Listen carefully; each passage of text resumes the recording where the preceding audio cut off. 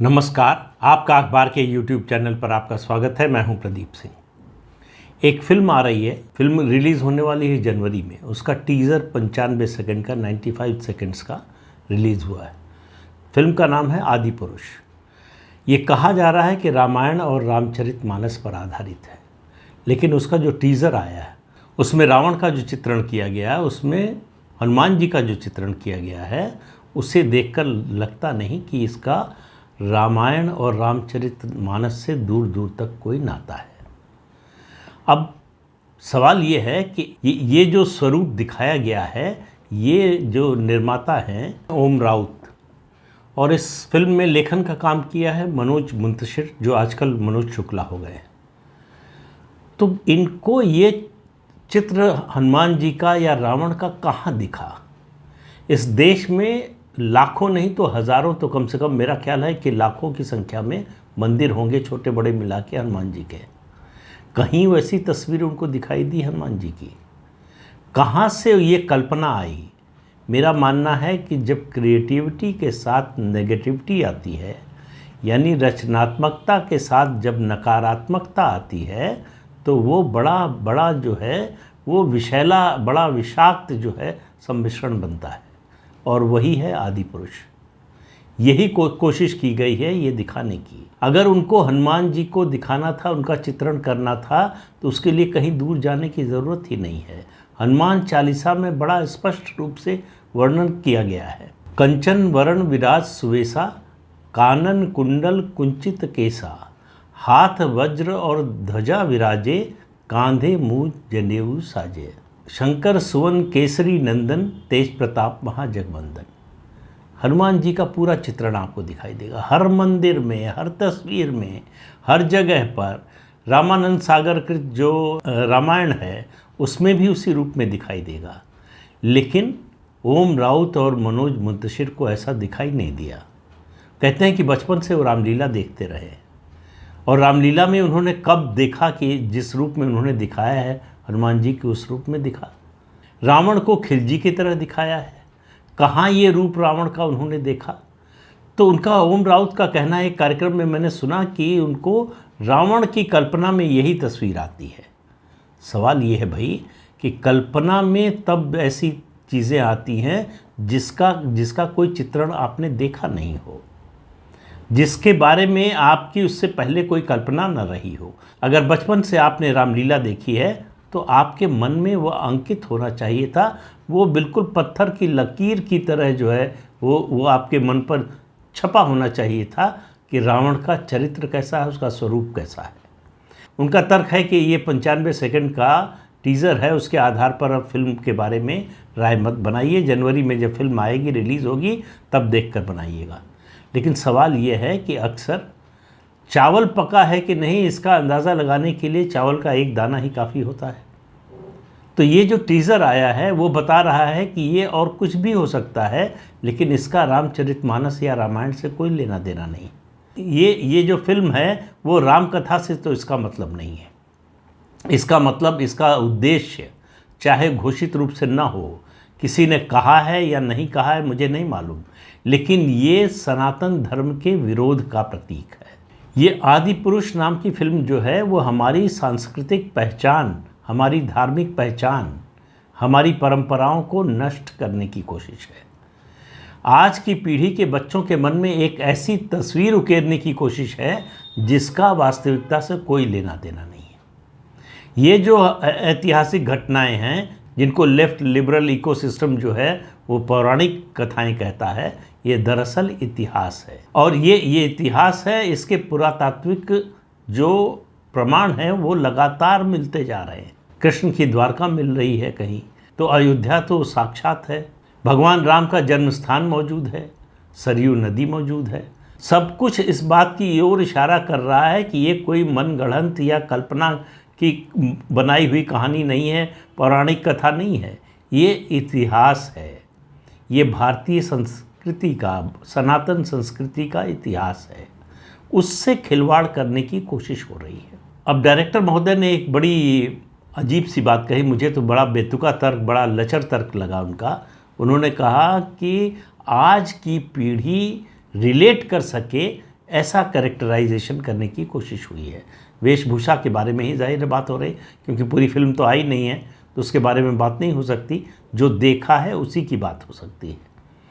तो आज की पीढ़ी रिलेट कर सके, आज की पीढ़ी गांव से, छोटे से गांव से लेकर बड़े से बड़े महानगर तक रामलीलाएं होती है, आज की पीढ़ी उसी से रिलेट करती है जो उनको वहाँ दिखाई देता है, जो उन्होंने बचपन से सुना है, जो उन्होंने चित्रों में बचपन से देखा है, जो उन्होंने रामलीला के चित्रण में देखा है, जो उनके माता पिता, उनके दादा दादी, नाना नानी ने जो कहानियाँ सुनाई हैं, जो उन्होंने रामचरितमानस में पढ़ा है, जिन्होंने रामायण पढ़ा है, उन्होंने जो पढ़ा है, वो सब उससे कहीं आपकी फिल्म में जो चित्रण है, उस टीज़र के माध्यम से जो दिखा है, उससे कहीं मेल नहीं खाता। तो अब मेरा एक सवाल है कि भाई अगर आज की पीढ़ी से रिलेट करने के लिए आपने परिवर्तन किया, चलिए आपने परिवर्तन के बारे में सोचा, अच्छी बात है। तो अगर आपको कल गांधी जी पर फिल्म बनानी हो तो आज की पीढ़ी से रिलेट करने के लिए क्या उनको टी शर्ट और शॉर्ट्स में दिखाएंगे? अगर आपको जीसस क्राइस्ट पर फिल्म बनानी हो तो उनको 3 पीस सूट और टाई में दिखाएंगे? ऐसा साहस कर सकते हैं क्या?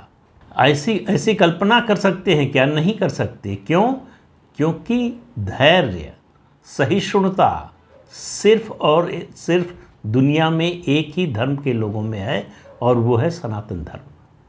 और उसी धैर्य की परीक्षा हो रही है आजकल। लगातार दिल्ली में जो हुआ, दिल्ली के मंत्री ने जो किया, जिस तरह से शपथ दिलाई गई कि हम रामकृष्ण और शिव को नहीं मानते, हम भगवान की पूजा नहीं करेंगे, हिंदू देवी देवताओं की पूजा नहीं करेंगे, ये साहस जो है वो कहाँ से आ रहा है? ये राष्ट्र विरोधी ताकतों का साहस है। दुस्साहस कहता हूँ मैं, साहस भी नहीं। ये दुस्साहस है, और ये जानते हुए है कि हमको समर्थन मिलेगा। ये जानते हुए कर रहे हैं कि हमको राष्ट्रीय अंतर्राष्ट्रीय इस मुद्दे पर समर्थन मिलेगा। और किसका समर्थन मिलेगा? उन्हीं सनातन धर्म के मानने वालों का, जिनके खिलाफ ये कुछ हो रहा है। ये फिल्म अगर आमिर खान के बैनर के तले, फिल्म के तले बनी होती, ये अगर शाहरुख खान के बैनर तले बनी होती, उनकी फिल्म कंपनी के, तो हमारा रिएक्शन अलग तरह का होता। तब हम इसको हिंदू मुस्लिम चश्मे से शायद देख रहे होते।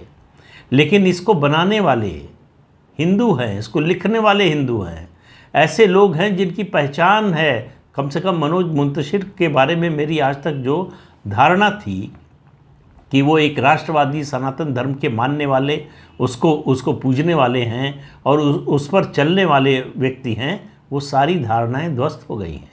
वो जिस तरह से इस फिल्म का समर्थन कर रहे हैं, बचाव कर रहे हैं, उससे लगता है कि उनकी आस्था जो है वो यहीं ज़बान तक है, और वो आस्था उनकी ऐसी है जो बिकने को तैयार है, जो पैसे के आधार पर तय होती है कि वो कितने गहरे जाएगी। तो ये आस्था उनकी जो है वो उनके मन से, उनके चित्त से निकली हुई नहीं है, इसलिए वो इस फिल्म का बचाव कर रहे हैं। अगर आस्था गहरे होती तो पहली बात तो इस फिल्म से जुड़ते नहीं।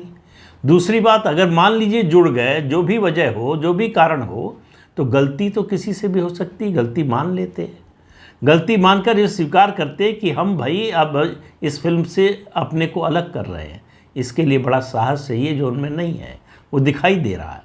और केवल मैं मनोज मुंतशिर या किसी एक व्यक्ति की बात नहीं कर रहा हूँ, मैं उस प्रवृत्ति की बात कर रहा हूँ, उन सनातन धर्म के लोगों की प्रवृत्ति की बात कर रहा हूँ जो अपनी ही संस्कृति के खिलाफ जाने में ज़रा भी संकोच नहीं करते। और ये हज़ारों, लाखों, करोड़ों की संख्या में हैं ऐसे मनोज मुंतशिर, जो अपनी आस्था को गिरवी रखने के लिए तैयार हैं। इसी वजह से आज जो स्थिति है सनातन धर्म की, जिस तरह से चौतरफा हमला हो रहा है, उसकी यही वजह है कि इसको कमज़ोर करने वाले हमारे अंदर के लोग हैं।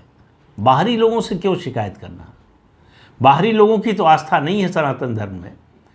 जिनकी आस्था है, अगर वो खिलाफ हैं तो ये चिंता की बात है, इसके बारे में सोचने की ज़रूरत है। तो आदि पुरुष का ये ट्रेलर कहिए, ये टीज़र कहिए, जो भी कहना चाहें, इसको देखने के बाद ये बात समझ में आती है कि ये लड़ाई कितनी मुश्किल, कितनी कठिन और कितनी लंबी है। क्योंकि ये लड़ाई अपनों से लड़नी है, ये बाहर वालों से नहीं लड़नी है। बाहर वालों की पहचान होती है। देखिए, एक एक बात किसी भी लड़ाई के लिए जानना ज़रूरी है। लड़ेंगे किससे? जब तक दुश्मन की पहचान नहीं करेंगे। आपको पता होना चाहिए कि दुश्मन कौन है, और आपको पता होना चाहिए कि आप कौन हैं। जब इन दोनों की पहचान होती है तब लड़ाई ठीक से होती है, तब उस लड़ाई का नतीजा निकलता है। हम तो अंधेरे में हाथ पांव मार रहे हैं। हमको इस बात का एहसास ही नहीं है कि हमारी सारी लड़ाई तो अपनों से ही है। अपने जब धर्म के मार्ग से हट जाएं, धर्म के मार्ग के विपरीत जाने लगें, तो उनसे युद्ध करना धर्म की रक्षा करना है। ये भगवान कृष्ण ने महाभारत में बताया। अगर ऐसा नहीं होता तो पांडवों और कौरवों के बीच युद्ध न होता। एक ही परिवार के लोग थे। यहाँ तो बृहत्तर परिवार की भी बात नहीं हो रही। एक ही परिवार, 2 भाइयों की संतान थे, सगे भाइयों की संतान थे। उनके बीच में युद्ध हुआ, और युद्ध करने के लिए किसने कहा? स्वयं भगवान कृष्ण ने, कि ये मत देखो, तुम्हें धर्म की रक्षा करना है इसलिए युद्ध करो। तो ये आदि पुरुष नाम की जो फिल्म है, इसका विरोध महज एक प्रतीकात्मक लड़ाई है। असली लड़ाई जो है ऐसी प्रवृत्तियों से लड़ना है जो सनातन धर्म के बारे में बोलने, दिखाने, लिखने, कहने में, फिल्माने में अब जरा भी संकोच नहीं करते। जो वो काम कर रहे हैं जो आपका विरोधी, आपका दुश्मन नहीं करता, वो काम जब आपके अपने कर रहे हों तो समझिए कि लड़ाई कितनी मुश्किल है, कितनी कठिन है। तो ये लड़ाई इतनी आसान नहीं है। एक फिल्म का विरोध करके फिल्म को हम फ्लॉप करा सकते हैं, एक फिल्म का समर्थन करके शायद उसको चलवा सकते हैं, लेकिन इससे बात बनने वाली नहीं है जब तक लोगों की समझ में ये बात नहीं आएगी कि वो जो कर रहे हैं वो दरअसल अपने पैर पर कुल्हाड़ी मारने का काम कर रहे हैं। जब तक ऐसे लोगों को जगाने में हमें कामयाबी नहीं मिलती, जब तक ऐसे लोगों को समझाने में हमें सफलता नहीं मिलती, जब तक ऐसे लोगों को इस प्रवृत्ति से, इस सोच से, इस दायरे से बाहर निकालने में हमको सफलता नहीं मिलती, तब तक ये लड़ाई अधूरी है। जिस दिन इनको यानी अपनों को समझाने में हम सफल हो जाएंगे, समझिए कि आधी जंग जीत जाएंगे। जंग उसके बाद भी जारी रहेगी, लेकिन आधी जंग जीत जाएंगे जिस दिन ये समझ जाएंगे कि जो कर रहे हैं वो दरअसल अपना ही नुकसान कर रहे हैं, अपने लोगों का नुकसान कर रहे हैं, अपनी संस्कृति का नुकसान कर रहे हैं, अपने धर्म का नुकसान कर रहे हैं, और अपने देश का नुकसान कर रहे हैं। आप अपने देश की सांस्कृतिक पहचान को मिटाने का काम कर रहे हैं। आखिर उनको क्या मिलेगा इससे? फिल्म बनाने के लिए मुद्दे बहुत हैं, विषय बहुत हैं। किसी पर भी फिल्म बना सकते हैं आप, वो सफल भी हो सकती है, आप धनवान भी हो सकते हैं उससे। लेकिन ऐसे विषय क्यों चुने जो सनातन धर्म के विरोध में है, जो हमारी सांस्कृतिक और राष्ट्रीय पहचान के विरोध में है? तो लड़ाई इस पर लड़नी है। लड़ाई का असली जो मोर्चा है वो यहाँ है।